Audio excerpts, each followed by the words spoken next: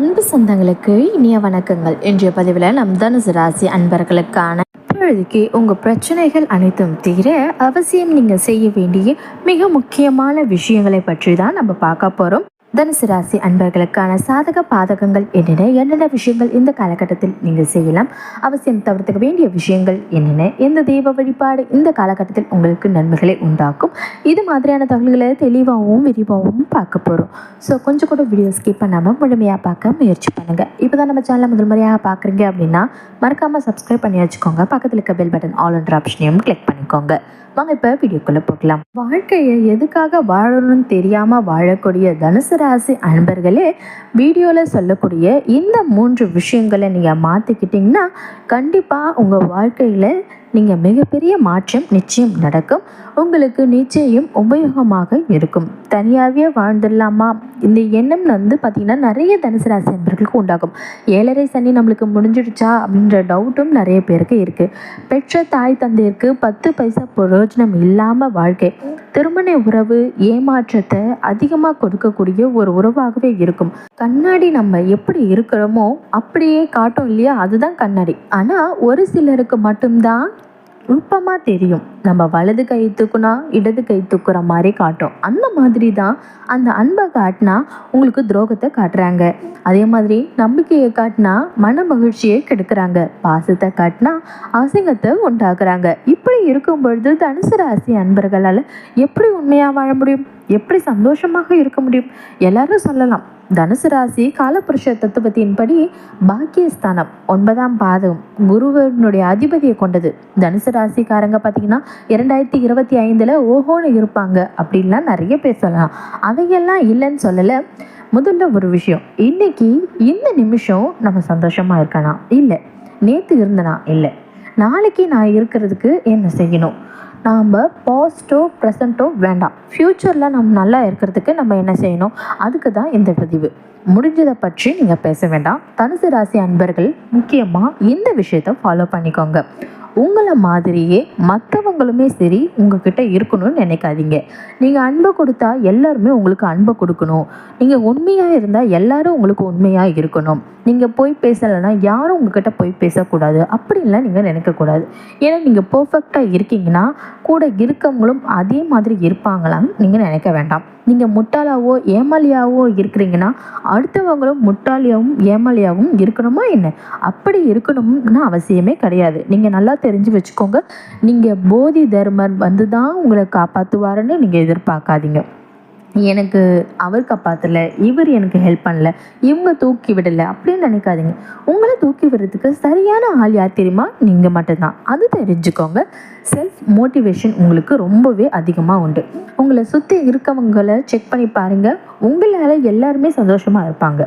ஏன்னா குருவோடைய அதிபதியாக கொண்டவங்க நீங்கள். உங்கள் பேச்சை கேட்டு எல்லாமே நல்லபடியாகவே நடப்பாங்க. நீங்கள் ஒரு விஷயம் சொன்னால் அது ஃப்யூச்சருக்கு கண்டிப்பாக பயனுள்ளதாக இருக்கும். ஆனால் உங்களுக்கு மட்டும்தான் எல்லாமே தோல்வியை கொடுக்கும். காரணம் என்ன அப்படின்னா எதிர்பார்ப்பு, நியாயமான எதிர்பார்ப்பு. ரொம்ப ஆசைப்படுறீங்க அப்படின்றது கிடையாது, நியாயமான எதிர்பார்ப்பு தான். அன்பு, அதுலேயும் கடகராசியை கல்யாணம் பண்ணிவிட்டு ரிஷபராசியை கல்யாணம் பண்ணிவிட்டு வாழ்க்கை நல்லா போகலன்னா எப்படி போகும்? ஒத்து வராத ராசியை நீங்கள் கல்யாணம் பண்ணிங்கன்னா ஒன்றுமே பண்ண முடியாது. அதே மாதிரி நல்லா தெரிஞ்சு வச்சுக்கோங்க. என்னவாக இருந்தாலுமே சரி, மூலம் நட்சத்திரம்னா கொஞ்சம் ஒதுக்கி தான் வைக்கிறாங்க. ஆனால் மூலம் நட்சத்திரம் மட்டும்தான் மூளையை அதிகமாக சிந்திச்சு யோசித்து வாழ்க்கையில் என்ன நல்லது செய்யணும்ன்ட்டு யோசிக்கிறாங்க. ப்ராக்டிக்கலாக இந்த விஷயத்தை நீங்கள் செக் பண்ணி பாருங்கள். எந்த தனுசு ராசி என்பர்கள் திருமண வாழ்க்கையில் பெருசாக சந்தோஷமாகவும் இல்லை, அதுதான் உண்மை. இப்போதைக்கு கிடையாது. நிறைய சகிச்சுக்கிட்டு நிறைய விஷயங்களை அட்ஜஸ்ட் பண்ணிக்கிட்டு விட்டு கொடுத்து வாழ்கிறீங்க இல்லையா? இன்னும் ஒரு சிலர் பார்த்தீங்கன்னா தனுசு ராசி அன்பர்களுக்கு திருமணம் அப்படின்றது 2ஆம் திருமணம் இல்லாமல் இருக்கிறதே கிடையாது.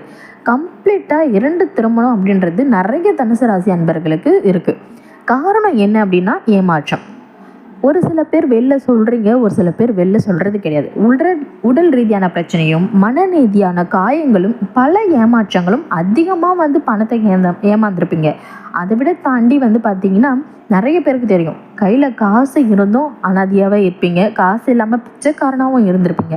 தனுசு ராசி அன்பர்கள் ஒரு சிலர் பார்த்தீங்கன்னா கோவத்தில் தன்னுடைய செருப்பு எடுத்து தானே அடிச்சுக்கணும்னு கூட ஒவ்வொரு நாளுமே நினைக்கிறீங்க. காரணம் என்ன அப்படின்னா, இந்த பிறவியில் நான் என்ன தவறு செஞ்சேன், ஏன் இவ்வளோ கஷ்டப்படுறேன் அப்படின்ட்டு எழுந்த உடனே தனுசு ராசி அன்பர்களுக்கு தோணுது பாருங்க.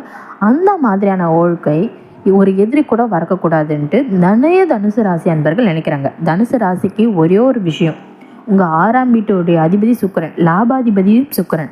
சுக்கிரனை நீங்கள் எந்த அளவுக்கு வசமாக வச்சுக்கிறீங்களோ அந்த அளவுக்கு உங்களுக்கு வாழ்க்கை நல்லாவே இருக்கும்.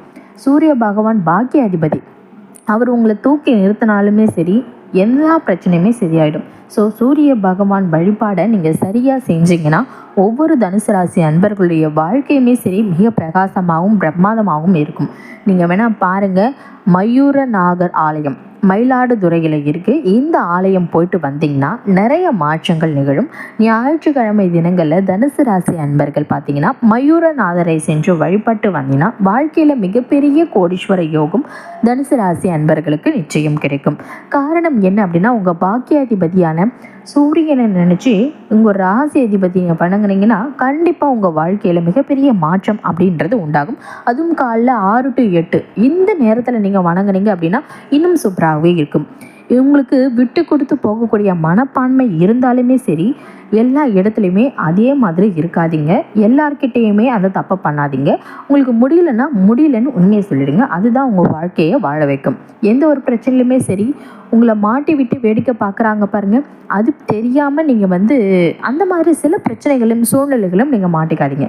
குடும்பத்துக்காக உழைக்கிறீங்க, ஆஃபீஸில் ஃப்ரெண்ட்ஸ்க்காக உழைக்கிறீங்க, உங்கள் மேலதிகாரிக்காக நீங்கள் உழைக்கிறீங்க, குடும்பத்தில் கணவன் மனைவிக்காக நீங்கள் உழைக்கிறீங்க, மற்றவங்களுக்காக பெற்றவங்களுக்காக பிள்ளைகளுக்காகன்ட்டு நீங்கள் ஏகப்பட்ட உழைப்பு உழைப்பீங்க. ஆனால் உங்களுக்குன்னு ஒரு நிமிஷம் நீங்கள் ஒதுக்கி லைஃபுக்கு டைம் ஸ்பெண்ட் பண்ணுங்க. அப்போ தான் உங்கள் வாழ்க்கையில் நல்ல லெவலுக்கு நீங்கள் கண்டிப்பாக வருவீங்க. ரொம்ப ரொம்ப முக்கியமான விஷயம், வாழ்க்கையில் நீங்கள் மேலே வந்தே ஆகணும். நீங்கள் எந்த அளவுக்கு வாழ்க்கையில் மேலே வரீங்களோ அந்த அளவுக்கு பார்த்தீங்கன்னா அந்த அளவுக்கு உங்கள் பக்கத்தில் இருக்கவங்க யாராக இருந்தாலுமே உங்களை மதிக்க ஆரம்பிப்பாங்க.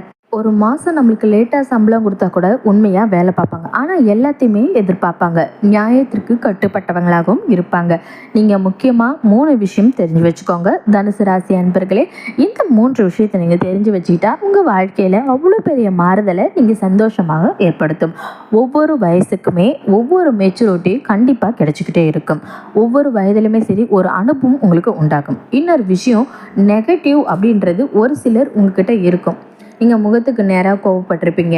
மனசில் என்றைக்குமே எதையுமே வச்சுக்காமல் ரொம்ப ஓப்பனாக பேசக்கூடிய கேரக்டராகவே உங்களுக்கு அமைஞ்சிருக்கும். அது மட்டும் இல்லாமல் இந்த 2 விஷயங்களையுமே சரி நீங்கள் தெரிஞ்சுக்கோங்க. ஒரு 10 வயசு ஆயிடுச்சுன்னா 10 வயசுக்கு உண்டான மெச்சூரிட்டி கண்டிப்பாக உங்களுக்கு கிடைச்சிருக்கும். 20 வயசு 30 வயசு போக போக தான் உங்களுக்கு பார்த்தீங்கன்னா அனுபவம் அப்படின்ற பாடம் கிடைக்கும். எந்த ஒரு செயலையும் பார்த்தீங்கன்னா நீங்கள் முகத்துக்கு நேராக அடுத்தவங்ககிட்ட சொல்லுவீங்க, கோபத்தை காட்டிடுவீங்க, எக்ஸ்ப்ரெஷன் கொடுத்துடுறீங்க அப்படின்னா கவலைப்படாதீங்க. உங்கள் ஒரிஜினல் கேரக்டர் அதான், அதை மாற்ற முடியாது. இது ஒரு சில இடங்களில் பார்த்தீங்கன்னா ப்ளஸ்ஸாகவும் இருக்கும், இல்லை ஒரு சில இடங்களில் இதுவே நெகட்டிவாகவும் இருக்கும். 2வது முக்கியமான விஷயம்னா, ஒவ்வொருவருக்குமே ஒரு விஷயத்தை ரொம்ப லேட்டாக கற்றுக்கிட்டு அது தெரிஞ்சுக்கிட்டு பேசுகிறது அப்படின்றது ரொம்ப லேட்டாகும். ஆனால் இந்த தனுசு ராசி அன்பர்களை பொறுத்த வரைக்கும் எந்த ஒரு விஷயத்தையுமே சரி ரொம்ப ஈஸியாக உள்வாங்கிப்பாங்க. உள்வாங்கிக்கிட்டு பார்த்தீங்கன்னா அதை பற்றி நீங்கள் பேசுகிற விதம் பார்த்தீங்கன்னா பதில் சொல்கிற விதமாக இருந்தாலும் சரி ரொம்ப ரொம்ப ஒரு கிளியராகவும் ஒரு புதிர்ச்சியாகவும் இருக்கும். ஒரு அனுபவ மிக்கலாக இருப்பாங்க. அதாவது தனுசு ராசி அன்பர்கள்கிட்ட நம்ம ஒரு அட்வைஸ் கேட்குறதாக இருந்தாலும் சரி, இல்லை தனுசு ராசி அன்பர்கள்கிட்ட ஒரு பிரச்சனையை சொல்கிறதாக இருந்தாலும் சரி, அவங்க கொடுக்கும் பதில் பார்த்திங்கன்னா ரொம்பவே திருப்திகரமாகவே இருக்கும். ஸோ தனுசு ராசியை ஒரு அட்வைசர் ரோலில் நம்ம வச்சுக்கிறது என்றைக்குமே ஒரு லாபம். இதை கடைப்பிடிக்கிற நீங்கள் உங்களுக்குன்னு ஒரு சில முடிவுகளில் யோசித்து செயல்படுங்க. யாரோ ஒருத்தவங்க சொல்கிறாங்க அப்படின்றதுக்காக கேட்டாதீங்க. உங்களுக்கு இண்டிவிஜுவல் பவர் அப்படின்றது ரொம்பவே பிடிக்கும். நீங்கள் நினைச்சிங்கன்னா எதையுமே சாதிக்கக்கூடிய அளவுக்கு உங்களுக்கு தன்மை உண்டாகும். 3வது முக்கியமான விஷயம், இறுதியான விஷயம் என்னென்னா, வாழ்க்கையில் எந்த விதமான எதிர்பார்ப்பும் இல்லாமல் வாழ்கிறவங்க யாருன்னா தனுசு ராசி அன்பர்கள் தான்.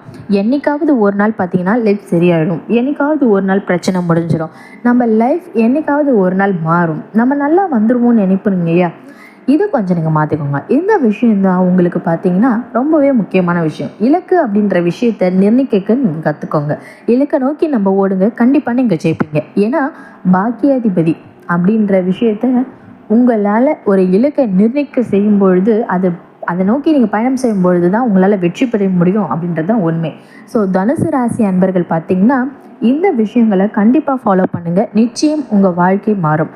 அடுத்து இது வரைக்கும் எந்த ஜோதிடரும் சொல்லாத உங்களுக்கு வாழ்க்கைக்கு அவசியம் தேவையான மிக முக்கியமான ரகசியத்தை நாம் பார்ட் 2ல் சொல்ல போகிறோம். தவறாமல் அந்த பதிவையும் நீங்கள் பார்க்கணுன்னு நினச்சிங்கன்னா நம்ம சேனலுக்கு மறக்காமல் சப்ஸ்கிரைப் பண்ணிக்கோங்க. பக்கத்தில் இருக்க பெல் பட்டன் ஆல் என்ற ஆப்ஷனையும் கிளிக் பண்ணிக்கோங்க. இந்த பதிவில் உங்களுக்கு ஏதாவது சந்தேகம் இருந்தால் மறக்காமல் கீழே இருக்க கமெண்ட் செக்ஷன்லையும் கமெண்ட் பண்ணுங்கள். நன்றி. மற்றும் ஒரு புதிய தகவலுடன் உங்களை மீண்டும் சந்திக்கின்றோம்.